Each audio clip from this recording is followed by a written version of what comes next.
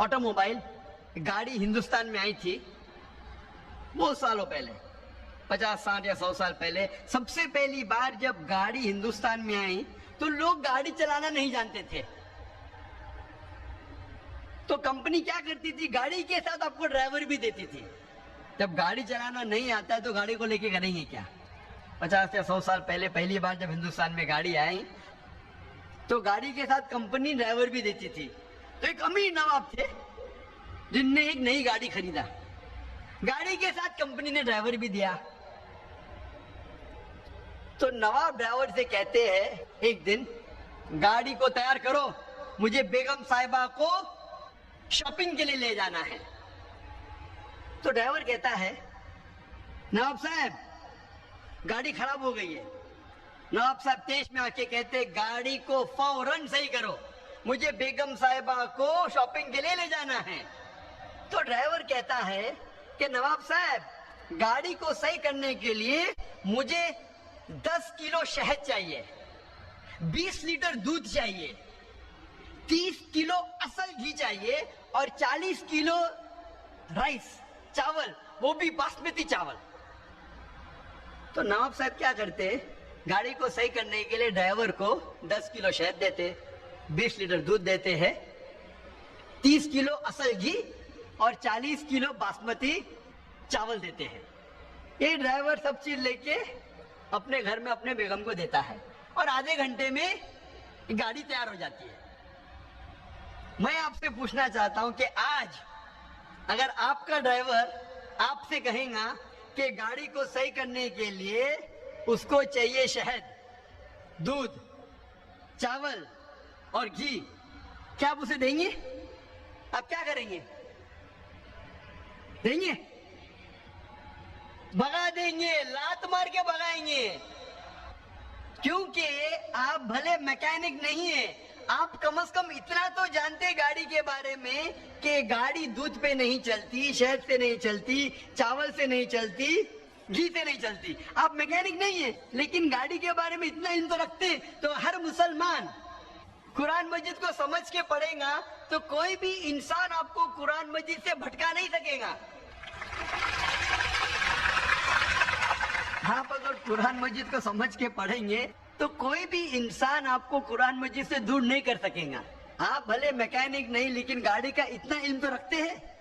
उसी तरीके से अगर हम कुरान मजीद समझ के पढ़े, अगर गाड़ी खराब हो जाती है तो आप जाते मैकेनिक के पास। उसी तरीके से कुरान मजीद पढ़ते पढ़ते कुछ मुश्किलात पेश आती है तो फिर आप आलिम के पास जाओ, उस माहिर के पास जाओ उस फन में जिसमें आपको मुश्किल है।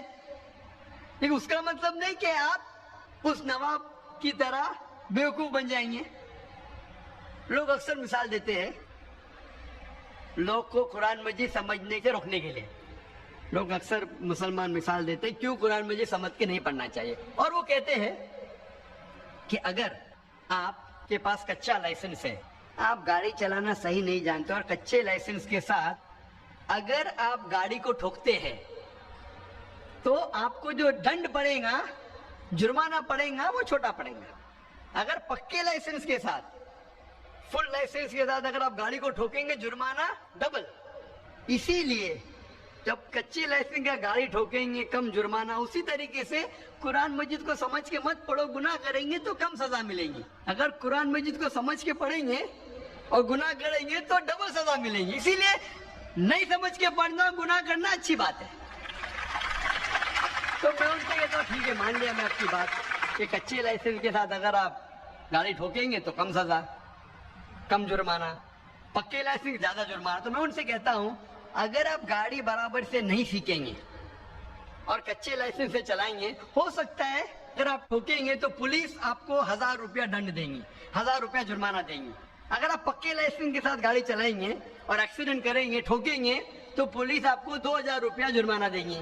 लेकिन अगर आप कच्चे लाइसेंस के साथ चलाएंगे, गाड़ी चलाना नहीं सीखेंगे, हो सकता है 5 साल में आप 100 बार गाड़ी ठोकेंगे तो आपको जुर्माना देने पड़ेगा 1000 × 100, 1 लाख रुपया।